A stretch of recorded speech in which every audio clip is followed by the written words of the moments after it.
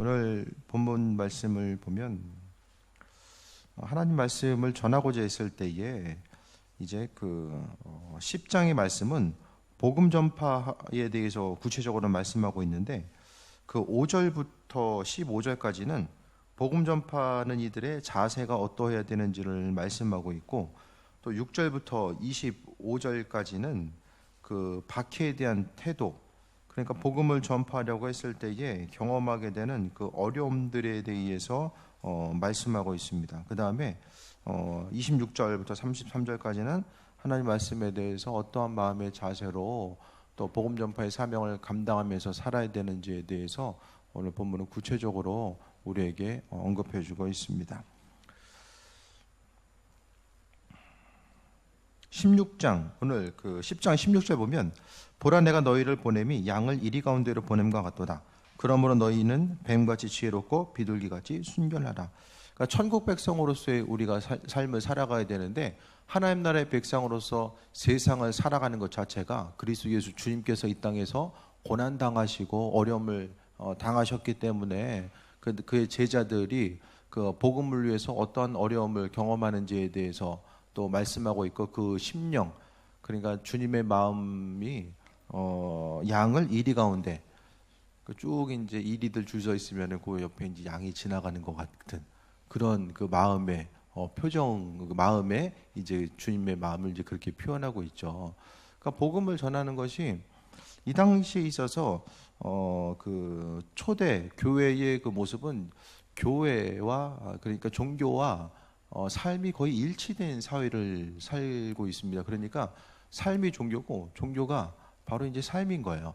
근데 그 가운데서 그리스도 예수께서 말씀하신 그 유일신, 세상 어떤 것이 아니라 그 유일하신 그 하나님에 대해서 말씀하고 있는 것에 대해서 우리가 보게 되면은 항상 믿음으로서 살아가는 것 자체가 다른 어떤 것이 아니라 주의 뜻 가운데 강건함 누리는 삶을 살아가야 됨에 대해서 또 이야기하고 있습니다.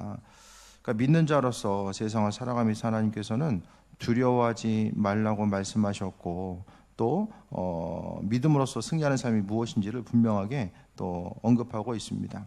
10장 26절 보면, 그런즉 그들을 두려워하지 말라. 감추인 것이 드러나지 않을 것이 없고 숨은 것이 알려지지 않을 것이 없느니라. 그러니까 복음을 전파하려고 했을 때에 그 믿지 않는 사람들에게 복음을 전하고, 특히 타 종교를 가지고 있으면서 상당히 이제 다른 종교의 배타성을 가지고 있는 이들에게 말씀을 전하고자 했을 때에 마음의 두려움을 가질 수 있을 텐데, 그것에 대해서 두려워하지 말 것에 대해서 말씀하고 있습니다. 그러니까 이 당시에는 그 서로가 가지고 있는 종교에 대해서 로마는 다양한 종교를 인정하게 됩니다. 다양한 종교 인정해요. 근데 유대교도 이제 인정하는 부분이 있었는데, 유대교를 인정하기 위해서는 또 이제 그 유대교를 생각해서 예수님을 믿는 그 그리스도교를 믿는, 그러니까 주님을 믿는 이들을 총칭해서 그리스도라고 했을 때에 그리스도교를 믿는 이들은 박해를 해요. 그러니까 유대교를 위해서 그리스도교를 박해하는 모습, 또 이제 여러 가지 상황들이 있게 됩니다. 그러니까 유일신을 섬기는 것 때문에, 그것이 아니라 오히려 유대교 때문에 이제 믿는 이들이 고난당하는 것. 여기서 말하는 것은, 이 박해받는 것은 타 종교를 가지고 있는 이들에게 박해도 있겠지만 대부분은 유대인들을 우리가 이제 그 사도행전의 예를 통해 보게 되면 사울이 믿는 이들을 박해했던 모습을 보게 되잖아요. 그런 박해의 순간 현장을 오늘 본문을 통해서 또 비춰볼 수 있게 됩니다. 그런즉 그들을 두려워하지 말라. 감추인 것이 드러나지 않는 것이 없는 것. 감추인 게 뭘까요? 그러면 여기서 감추 있는 것이 다 드러나는 것, 감추인 것과 숨은 것이 나오거든요. 감추어져 있고 숨겨진 것이 뭘까요? 복음이 생명이라는 것, 그리스도 예수께서 생명 되신다는 것이 감추어져 있다라고 이야기해요. 그러니까 복음이 무엇인지, 그것이 왜 생명인지에 대해서 나중에 이제 그리스도 예수께서 이 땅에 임하시거나 우리가 주님 앞에 갔을 때에 그 감춰있던 비밀 자체가 다 드러날 수밖에 없죠. 하지만 이 시대 가운데서는 하나님께서 그리스도 예수께서 비춰주지 않으시면은 그 모든 것이 다 비밀로 남겨질 수밖에 없습니다. 그러니까 지금 전하는 거, 그러니까 왜 그 믿지 않는 사람들이 복음에 대해서 받아들이지 못할까? 그것은 감추어져 있고 숨겨져 있다는 거예요. 그 비밀 자체가 모든 사람들이 공감할 수 있도록 드러난 것이 아니라 감춰져 있는 거. 왜 감춰져 있을까? 길거리에 돌들은 널려 있어요. 그러니까 널려 있으니까 이제 가치가 없죠. 하나님의 말씀은 가치가 있는 거야. 그래서 그 가치 있는 말씀 하나님께서 비춰주시고 들을 귀가 열려 있는 사람들에게 들려지기 때문에 그 상징적인 표현으로서 감춰져 있고 숨겨져 있다는 표현을 쓴 거예요. 그 금이 있을 때 금맥이 숨겨져 있다고 하지 누가 감춰놨다고 상징적인 표현을 쓰잖아요. 금맥이 숨겨져 있다. 누가 숨긴 거예요 거기다가? 소중한 거, 가치 있는 거. 하지만은 그것에 대해서 말씀이 가치 있기 때문에 그것에 대해서 발견하고자 하고 힘쓰고자 않으면 그 비밀에 대해서 알 수 없는 것이기 때문에, 그러니까 언젠가는 믿지 않는 사람들이 또 유대인들이 모르기 때문에 그것에 대해서 깨달아 알지 못함으로 인하여서 발견할 수 없지만은 언젠가는 다 드러날 때가 있다라는 것에 대해서 말씀하고 있습니다. 그러니까 하나님의 비밀은 이제 성경 말씀을 통해서도 이제 많이 드러나는 거죠. 지금도 이제 그 믿지 않는 유대인들이 대부분 이제 많은 경우 믿게 되는 것이 신약 성경을 접했을 때, 물론 이 초자연적인 현상에 의해서도 만나지만은 많은 경우가 신약 성경이 매개체가 돼요. 그러니까 신약 성경을 읽다 보면은 사람들이 이제 놀라거든요. 그러니까 신약이 유대인의 손에 쓰여져 있다는 사실을 정말로 낯설어해요. 그리고 신약에 그 유대인들 그 조상들의 이름이 적혀져 있고, 마태복음을 보면은 이제 아브라함과 이삭과 야곱의 이름이 적혀져 있는 그것에 대해서 그들은 놀라게 되고, 지난번에 말씀드렸던 것처럼 심지어 예수님의 유대인이라는 사실도 좀 놀래요.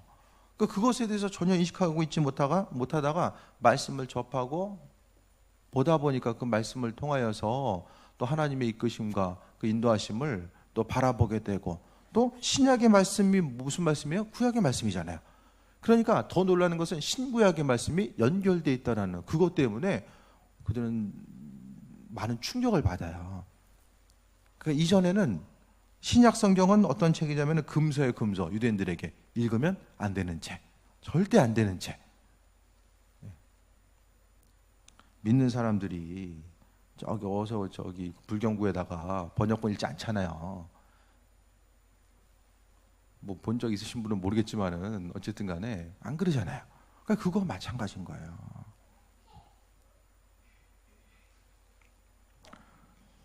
숨겨져 있지만 하나님께서 말씀으로 비춰주셨는데 믿지 않는 사람들이 말씀 안 읽으니까 알 수 있는 방법 자체도 없는 거죠. 그래서 감추어져 있는 거, 우리가 가지고 있는 비밀이 드러날 때가 있다. 결국에 좀 더 쉽게 이야기하면은 하나님 말씀, 우리가 전하고자 하는 복음이 생명이라는 것이 언젠가는 다 환하게 밝혀서 비춰질 수밖에 없다는 것에 대해서 분명하게 말씀하고 있습니다. 27절에 내가 너희에게서 어두운 데서 이른 것을 광명한 데서 말하며, 그러니까 예수님께서 분명하게 제자들을 향하여서 어두운 데서 이야기했다는 것은 불 깜깜한 데 이야기한 것이 아니라 그냥 조촐하게 모여가지고 식사하시면서 다니시면서 이제 말씀하신 것을 이야기하죠. 광명한 데라는 것은 좀 더 많은 사람들이 모여있는 그곳을 말씀하고 있습니다. 또 귓속말을 듣는 것은 집 위에서 전파하라라고 합니다. 그러니까 쉽게 이야기하면은 교회가 바로 귓속말로 듣고 또 어두운 데서 듣는 게 이제 이 장소예요. 집 위라는 것은 이스라엘, 우리나라 가옥은 전통적인 가옥은 지붕에 올라가기 쉽지 않잖아요. 근데 지난번에 한번 말씀드렸어요. 이스라엘은 위에다가 천장이 평평해요. 그러니까 옥상이 있는 거죠. 그래서 긴 나무를 쫙 깔아놔요. 그 다음에 흙이나 집 같은 거 엮어가지고 그 위에다 이제 올려놓는 거죠. 만약에 돌을 올려놨으면은 무슨 중풍병자가 그 뚫고 친구들이 못 들어가죠. 그러니까 가옥 구조가 그렇게 돼 있었기 때문에 들어갈 수 있었던 거예요. 그러니까 평평하니까 사람들이 가장 잘 볼 수 있는 위치가 집안이 아니라 옥상에 올라가면 거기서 많은 사람들을 바라보면서 이야기할 수 있는, 전할 수 있는 거. 그러니까 옆에 이제 지나가는 말로 그러니까 복음에 대해서 전에 들은 것이 모여서 어떤 모여있는 한 그 공간에서 들었다라고 한다면은 말씀을 전해야 되는 데는 광명한데 야외로 나가면 빛이 비치잖아요. 낮에 보면은 사람들이 모여 있고 또 밖으로 나가 있으면은 환한 곳, 그곳이 바로 이제 밝은 곳이 이제 나가서 그러니까 어둡고 밝다라는 의미성 자체가 조금 더 말씀을 전할 수 있는 사람들이 모여 있는 이 공간들을 이야기하고 그 의미성은 집 위에서 전파하라고 말씀하는 것과 이제 상관 구조를 통해서 우리가 볼 수 있게 돼요. 그러니까 복음 전파는 언제 해야 됩니까? 해가 쨍쨍할 때 사람 많은 데서. 그렇죠? 뭔 소리인지 몰라요 지금 졸려가지고. 하나님 말씀을 받았을 때에 이것은 적극적인 삶의 태도를 이야기해요. 말씀에 대한 우리 자세가, 하나님 말씀은 말씀의 대부분의 뜻은 말씀이 이런 뜻이었구나 라고 해서 이해될 수 있는 내용들이 별로 없어요. 하나님 말씀은 꼭 이 관계성을 통해서 완성되거든요. 계속 좀 오래 들어서 비슷한 말씀을 계속 강조하고 있어요. 그러니까 하나님 말씀은 예를 들어서 쉬운 말로 네 이웃을 내 몸과 같이 사랑하라고 했을 때에 이웃이 있어야 사랑하죠. 그죠? 혼자서는 이해할 수가 없어요. 도대체 혼자 있는데 내 이웃을 내 몸과 같이 사랑하는 게 무슨 말인지를 어떻게 알아요? 실제적으로 해보고자 했을 때에 조금 더 말씀드리면 이게 내 힘으로 안 되는구나. 내가 내 자신을 사랑하기도 힘든데 무슨 내 이웃을 내 몸과 같이 어떻게 사랑해요? 꿈 같은 얘기예요. 해보셨어요? 못하잖아요. 그럼 어디 가요? 말씀대로 못 사니까 다 지옥 가야죠. 그 좀 인식 좀 하고 사세요. 천국과 지옥이 좀 있다라는 것을 좀 감안하면서 좀 삶을 살고 계십니까?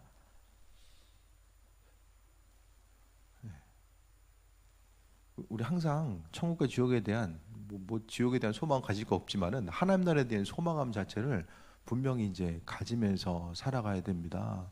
믿는 자로서 하나님 말씀대로 살아가는 것이 중요한데 결국 하나님 말씀은 내 힘과 능력으로 다하라는 것은 그 율법의 내용이에요. 하지만 이 성경 말씀 자체가 다 복음의 능력인 것은 그리스도 예수께서 우리를 사랑하시고 또 우리가 그분을 사랑하는 거죠. 그러니까 하나님 그리스도 예수와 우리와의 관계성은 사랑의 관계성이에요. 그러니까 사랑의 관계성이기 때문에 예수님께서 우리에게 이거 해야 돼, 이거 해야지만 천국 갈 수 있어, 그것을 말씀하는 것이 아니라 예수님께서 나와 동행하시고 내 삶을 통해서 그 모든 일들을 이루시고 인도하시고 함께 하신다라는 사실을 분명하게 본문을 통해서 말씀하고 있습니다. 그래서 담대하게 나아가서 복음에 대해서 받았으면 혼자만 가지고 있으면 아무것도 할 수 있는 일들이 없어요.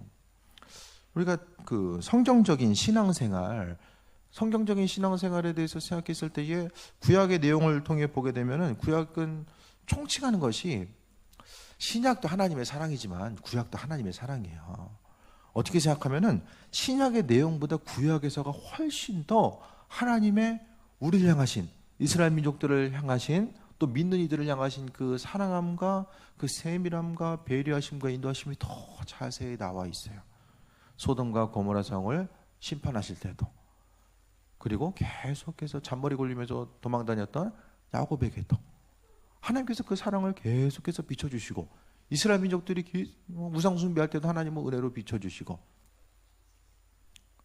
또 사사기나 또 계속해서 나오잖아요. 그러니까 하나님의 사랑은 구약 성경을 통해서 계속해서 이야기하는데 신약은 또 마찬가지죠. 그러니까 그 사랑을 입은 자로서의 삶이 무엇인지를 구체적으로 이야기합니다. 그러니까 성경대로 살아가는 거, 그러니까 그리스도 예수, 그러니까 하나님 말씀대로 살아가는 것 자체는 그분 원하시는 것을 살아가는 거죠.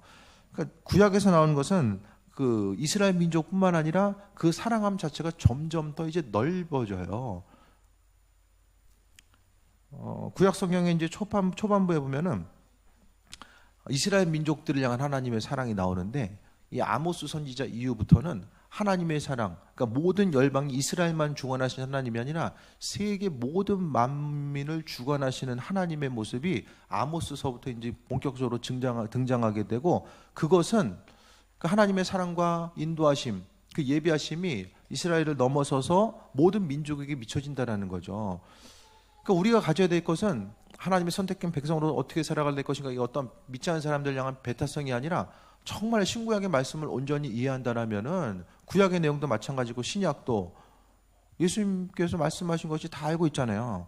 교회에서 가장 중요하게 생각하는 거, 이 땅에 존재하는 교회들의 공통적인 목적은 복음 전파입니다. 공통적인 목적은 다 복음 전파예요. 그러니까 지금 뭐 이제 뭐 여러 가지 이제 뭐 표어들이 다양하게 있지만은 그 표어들을 향해서 하나의 그 피라미드처럼 위를 향해서 상위에 한 꼭지점을 찝으라고 한다면 이 복음 전파입니다. 그러니까 그 복음 전파 꼭지점에 돼 있지 않으면은 교회가 아닌 거죠. 아무리 헌신하고 구제하고 봉사한다라고 할지라도 그 꼭지점에 복음 전파가 없으면은 그냥 봉사단체, 그냥 NGO 단체나 구제하고 봉사한 단체랑 다를 바가 없습니다. 그러니까 우리가 해야 될 것은 복음 전파의 사명이기 때문에 예수님께서 주님께서 복음서를 통해서 말씀하신 것의 대부분의 내용을 할애한 것이 하나님 나라에 대해서 말씀하셨고, 믿지 않는 자들에게 치유하시고 회복하시고 가르치시면서 복음을 전파하셨고, 그의 그 제자들이 또 복음서 이후에 뭐 사도행전이나 베드로서신 다른 서신을 통해 보면은 복음이 어떻게 전해졌으며 그 복음을 받아들이는 사람들이 그 세상을 어떻게 살아갔는지를 구체적으로 또 언급하고 있는 것이 본문의 내용이죠. 그러니까 그 성경의 그 배경 가운데서는 가장 기본 베이스를 이루고 있는 것이 바로 주님의 사랑, 하나님의 사랑이 있고, 그 사랑을 입은 자로서의 삶을 어떻게 살아가야 되는지가 이 그 분모 위에 분자로서 있게 되는 거죠. 그러니까 모든 기반은 그리스도의 사랑이에요. 하나님의 사랑, 무한한 그분의 사랑과 그 위에 우리들의 삶이 어떻게 펼쳐져 나아가야 되는가, 정말로 주님 원하시는 온전한 삶의 모습이 무엇인가를 이야기함에 있어서 그 핵심을 두고 있는 것이 복음 전파의 사명입니다. 그것보다 더 중요한 거 있으십니까? 성경 읽다가 우리가 이 땅에서 행해야 될 다른 것들, 그러니까 주님의 사랑을 입은 자가 네 이웃을 내 몸과 같이 사랑하라는 것이 이웃을 향해서 가장 사랑으로서 베풀어 줄 수 있는 거, 우리가 할 수 있는 헌신의 모습이 복음 전파 외에 더 다른 것이 있습니까? 영혼 구원 외에 없습니다.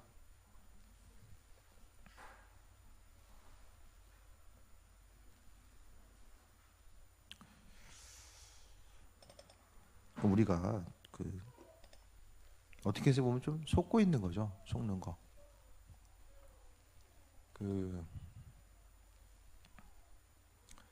그냥 주일 예배 안 드리고 11조 예배를 안 드리면은 뭔가 마음이 찜찜하고 좀 그런데, 복음 전파에 대해서 우리가 마음을 닫고 있을 때는 별로 이렇게 불안함이 없어요. 왜 그럴까요? 주일 예배는 예물은 내가 안 하면은 표가 나는데, 복음 전파 안 하면은, 내가 안 하면 누가 해요? 누가? 언젠간 누군가가 전해줄 거야. 그 막연한 생각들이 있어요. 막연한 생각. 근데 확률이 얼마나 될까요? 그 사람을 향해서 내가 전하지 않았을 때 누군가가 전해줄 확률. 그렇게 크지 않아요. 확률 자체가 그렇게 크지 않습니다.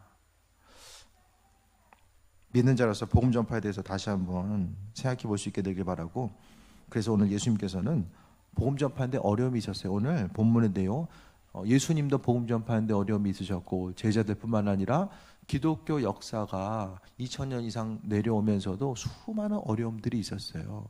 그 박해와 어려움들, 믿는 자로서 우리가 감당해야 될 그 어려움들, 지난번에도 예를 통해 말씀드렸잖아요. 영국의 어떤 한 지역에서 이제 예수님 믿다가 이제 잡힌 거예요. 그런데 죽을 날을 기다리고 있는데 감옥인데 천장이 뚫려 있어요. 천장이 뚫려 있다는 것은 도망가려면 얼마든지 도망갈 수 있는 거죠. 근데 복음 때문에 복음의 가치에 대해서 깨달아 알고 과감하게 그리스도 예수를 의지함으로 인해서 죽고자 했었던 사람들, 그런 예들이 정말로 많이 나오거든요. 왜냐하면 그 모든 것들이 다 복음의 능력입니다. 사람이 목숨만큼 소중한 것이 어디 있어요? 하나님께서 그 일들을 행하시고 인도하신다라는 거, 믿는 이들에게 힘과 용기와 능력을 허락하시는 분임을 이야기합니다. 28절 봅니다. 몸은 죽여도 영혼은 능히 죽이지 못하는 자들을 두려워하지 말고 오직 몸과 영혼을 능히 지옥에 멸할 수 있는 일을 두려워하라. 그러니까 사람 두려워할 때가 아니라 오직 우리가 두려워야 될 것은 하나님 한 분이라는 것을 이야기해요. 몸은 어차피 죽습니다. 한번 썩어서 없어지면 다 없어지는 거예요. 믿는 자로서 우리의 삶은 순간적으로 다 없어질 수밖에 없는 거. 그러니까 사람 두려워하고 사람 어려워하는 거, 그게 오늘 성경적인 내용에서 보면은 문제 아니라는 거예요. 그러니까 지금 예수님의 제자들이 듣고 있는 이 고난에 대해서 이 박해와 지금 우리가 이 땅에서 경험하게 되는 이 고난의 모습은 비교할 수가 없죠. 여기서 말하는 고난은 정말로 생명의 위협을 이야기하는 그 심각한 고난 자체에 대해서 말씀하고 있는데, 하지만은 복음 전파함에 있어서도 마찬가지입니다. 그러니까 오늘 본문의 말씀을 통해서 주님의 제자들이 힘과 능력과 용기를 얻었을 거예요. 예수님께서 하셨던 그 말씀을 이들은 기억했고, 그 말씀을 통해서 순간순간 그리스도 예수의 말씀을, 그러니까 예수님께서 천국으로, 그러니까 부활하시고 나서 오늘 본문의 말씀들이 다 정립이 되고 편찬이 되고 주어졌잖아요. 이 말씀을 통해서 예수님께서 그때 그 말씀하셨구나, 우리가 복음 전파함의 자세가 이러해야 되는구나. 제자들은 이 말씀을 통해서 세임 얻고 힘과 능력을 얻고 살아갔음을, 또 복음 전파의 사명을 감당했음을 보게 됩니다. 그러니까 우리가 두려워해야 될 바가 뭐가 있는가, 그것에 대해서 생각해 볼 수 있게 되길 바랍니다. 뭘 두려워하십니까? 살아가면서 두려워할 분이 하나님 한 분이라고 말씀하고 있는데, 여러분의 인생을 살면서 무엇을 어려워하시고 무엇을 두려워하십니까?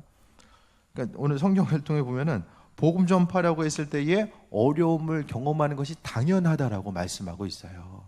근데 참 이상하죠? 주님이 하라는 거 하는데 왜 어려움 당하죠? 아니, 말씀대로 움직이는데 왜 어려움 당해요? 사단의 방해가 있기 때문이에요. 세상의 권력을 잡은, 이 공중권세 잡은 사단은 끊임없이, 사단이 제일 싫어하는 것이 이제 복음 전파하는 거.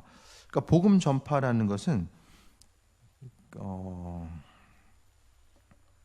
전쟁이 나면은 그 후방에서 올라가는 사람인 것이 아니라 전방으로 있는 사람들이 더 나가서 이제 훈련이 좀 더 된 사람들이, 군인들이 나가잖아요.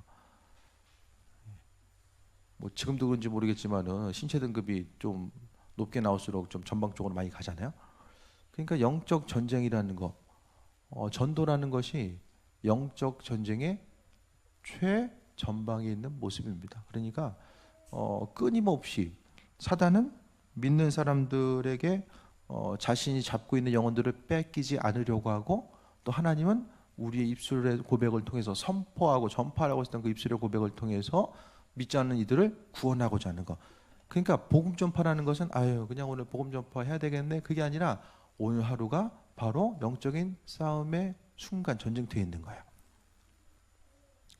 그러니까 영적인 싸움을 감당하려고 하다 보니까 하나님께서 우리를 더 훈련시켜 주시고, 또 영과 육의 강건함으로 더해 주시는 거죠.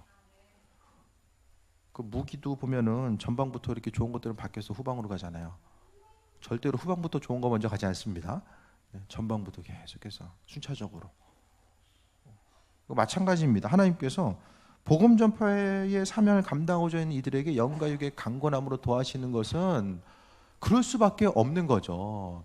우리가 입술 벌려 전하지 않으면은 들을 수 있는 그 확률과 가능성 자체가 점점 줄어들기 때문에, 우리가 두려워야 될 것이 무엇이냐, 복음 전파의 사명을 감당하고자 두려워하는 것은 사단의 어떤 공격과 계략이 아니라 우리가 두려워야 될 것은 오직 그리스도 예수, 하나님 한 분밖에 없다는 것을 이야기합니다. 29절에 참새 2마리가 한 아사리온에 팔리지 않느냐, 그러나 너희 아버지께서 허락지 아니하시면 그 하나도 땅에 떨어지지 아니하리라. 참새 2마리면은 한 아사리온이면은 그 한 데나리온의 16분의 1 가격이야. 한 데나리온은 노동자의 하루 품삯이 1 데나리온이고, 그거의 16분의 1이 바로 오늘 본문에 나오는 한 아사리온으로 이야기합니다. 그러니까 몇천 원 안 되는 돈이죠. 사소한 걸 이야기하거든요. 그 사소한 거, 아버지께서 허락지 아니하면 그 사소한 것 하나라도 땅에 떨어지지 않는다. 그러니까 세상 모든 그 관점과 질서 자체가 아주 미세하게 움직여지는 제가 가끔 좋은 시계의 톱니바퀴, 아주 좋은 시계는 그냥 눈에 보는 것이 아니라 이렇게 돋보기처럼 확대경을 통해서 보면서 이렇게 수리를 하거든요. 정말 좋은 시계들은. 그러니까 그 톱니 자체가 아주 정교하면서 그 정교한 것들이 수많은 정교해야지만 시계가 오차가 이제 없기 때문에 아주 정교한 것을 이야기합니다. 그렇기 때문에 그러니까 세상 모든 것이 아주 정교한 그 시계처럼 세상 모든 것들이 다 하나님의 주권과 인도하심 가운데 맞물려 간다는 거예요. 그러니까 세상을 살아가면서 우리가 좀 이해되지 않는 부분들이 많이 있거든요. 복음대로 살고자 했을 때 어려움 당하고 정말 말도 안 되는 상황에 놓여 있을 때도 있고 기대함과 소망함이 있었는데 그대로 되어 있지 않은 경우들도 있거든요. 하지만은 그 모든 것들 가운데 하나님의 허락함이 없으면은 그 사소하게 여기는 참새 한 마리도 떨어지지 않는다라고 했을 때에 복음 전파의 사명을 감당함이 있어도 하나님은 모든 것들에 대해서 다 계획하고 계시고 인도하신다라는 거예요. 그날 하루의 삶을 통해서 하나님은 우리에게 복음의 메시지를 전할 사람, 그러니까 힘들고 어려움 가운데 있는 이들, 하나님 말씀을 들어야 되는 이들을 만나게 하시고 또 그것을 통해서 하나님께서 그 사람에게 행하고자 하는 그 복음의 핵심적인 메시지를 우리를 통해서 전하길 원하신다라는 사실에 대해서 말씀하고 있습니다. 그러니까 모든 것들이 다 어떤 우리의 노력과 의지로 인해서 그게 아니라 하나님의 주권적인 역사 가운데 우리가 믿음으로 응답하면서 움직여지고 있음에 대해서 이야기합니다. 그래서 30절에 너희에게는 머리털까지 다 세신 바 되었나니라고 합니다. 머리털까지 다 세신 바 되었다는 그 의미성을 어떻게 해석해야 될까요?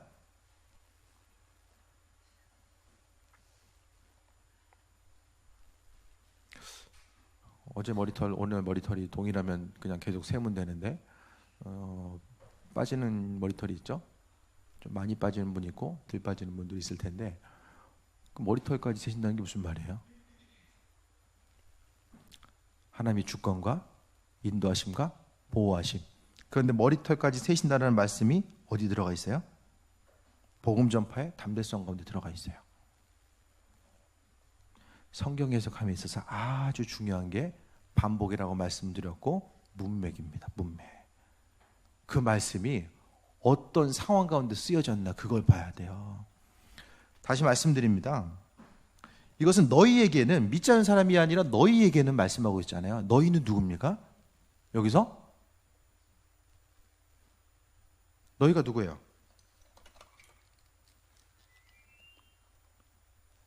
1번 복음 전하는 사람, 2번 복음 더 잘 전하는 사람.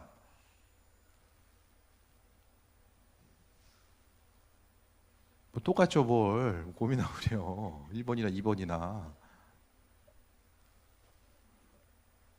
너희라는 것은 복음 전하는 사람이에요.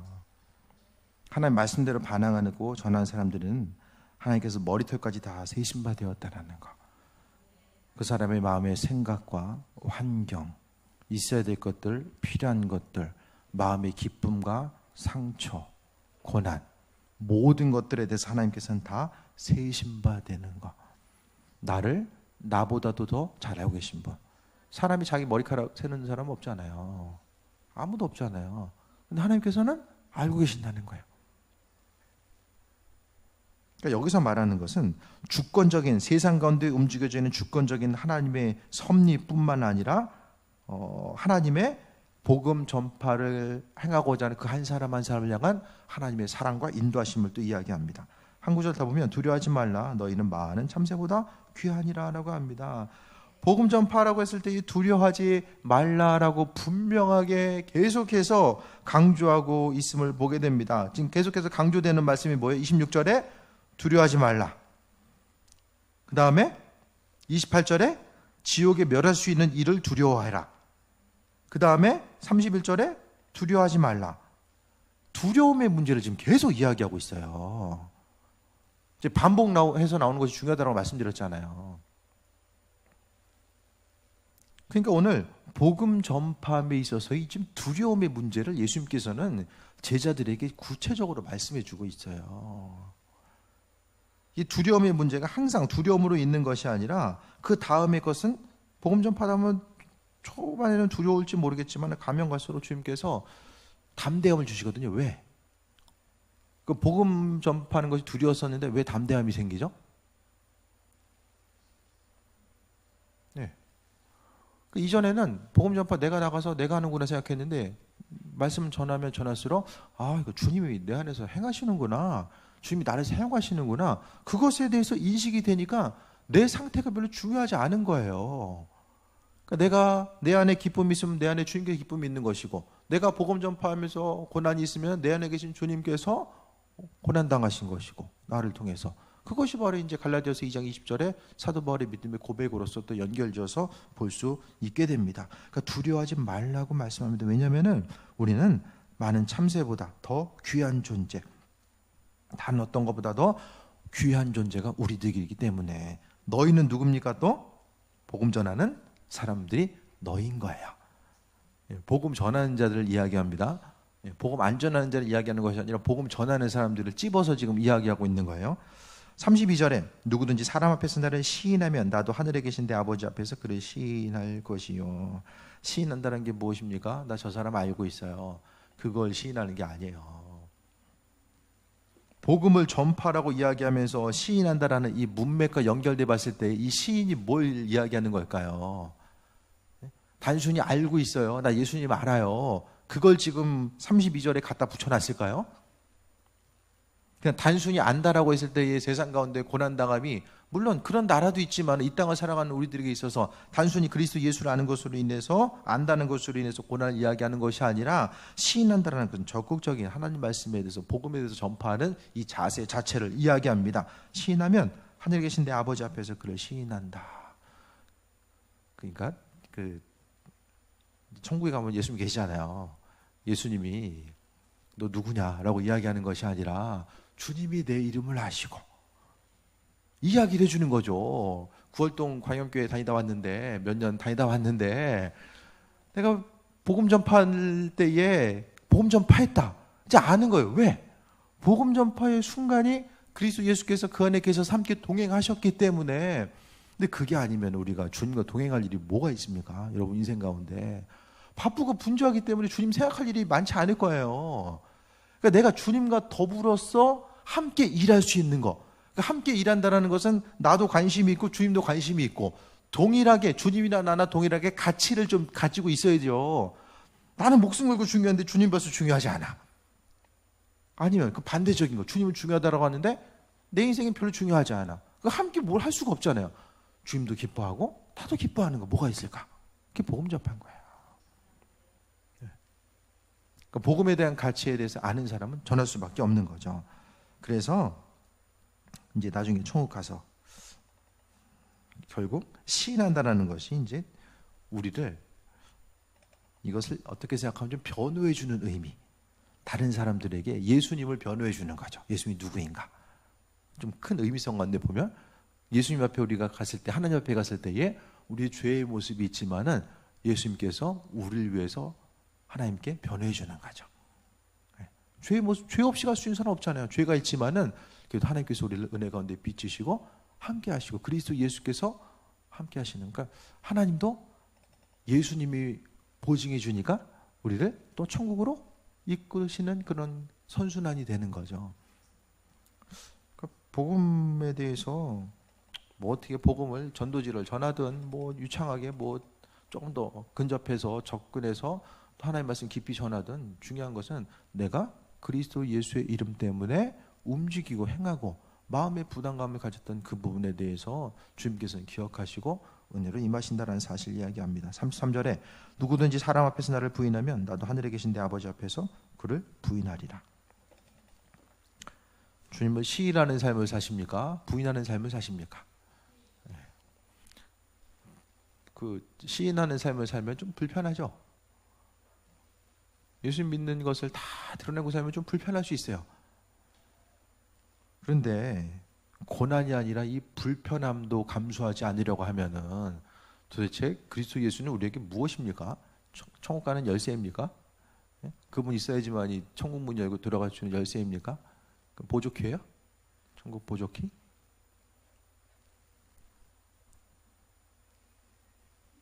좀 복음에 대해서 적극적인 자세를 가지고 임하지 않으면은 이제 평생을 신앙생활해도 별로 남는 게 없어요. 보니까 복음 전파의 사명을 감당하기 위해서는 주님과 가까워지려고 하는 삶, 주님을 의지할 수밖에 없고요. 그 다음에 복음 전파를 감당하기 위해서는 믿지 않는 이들을 위해서 기도해야 되거든요. 그 기도를 할 수밖에 없는 거예요. 내가 누군가를 전도했을 때에 또 그 사람이 보는 사람은 누구죠? 내가 전도한 사람이잖아요. 그러니까 신앙의 본이 될 수밖에 없기 때문에 내 믿음이 또 성장할 수밖에 없어요. 그러니까 여러 가지 신앙생활에 있어서 주님 보시기에 합한 그 믿음의 장성한 분량에 있어서의 가장 기본을 이루고 있는 것이 바로 복음 전파의 모습입니다. 복음 전파는 다시 말씀드립니다.